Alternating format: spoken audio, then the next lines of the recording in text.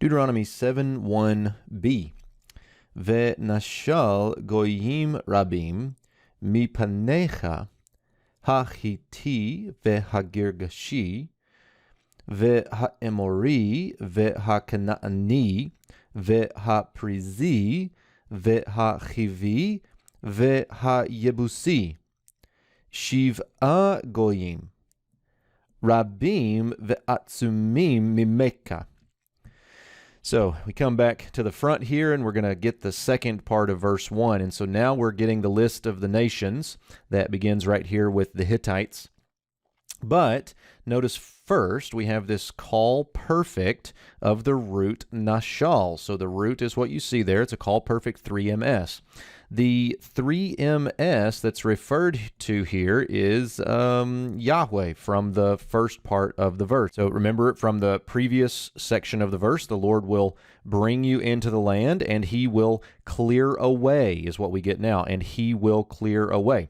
Now, with the Vav consecutive here on the perfect, it typically will follow whatever verbal nuance was previous. And in the previous verbal nuance, we had an imperfect verb, but we had that temporal key clause, if you remember, from the first part of verse 1. And so here, I think we can carry on that temporal key notion. So when the Lord brings you into the land, verse 1a, and when he clears away. And the thing that's going to be cleared away here is nations, many ones, or many nations. Good old attributive adjective right here agrees in gender, number, and definiteness with its noun.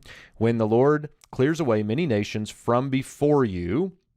And now we get the list of nations. We have the Hittites, we have the Girgashites, we have the Amorites, we have the Canaanites, we have the Perizzites, we have the Hivites, and finally we have the Jebusites. Now, I numbered all of those so that you can see we get to 7 right there, which we find as an appositional modifier. 7 nations right here.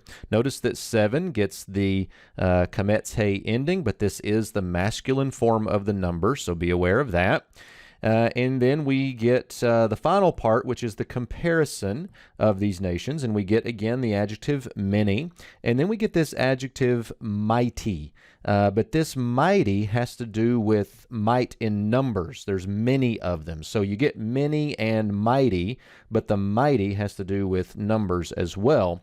And then we get this mimeka. This is the min preposition with a suffix. And the min preposition with a suffix reduplicates. So you can kind of see here 2 mins. The dagesh here is the noon of the first min. The dagesh here is the noon of the second min. Both have assimilated. So we get mimeka. And when we get the min preposition in this context, it is going to be a comparison. So we get then more numerous and mightier than you.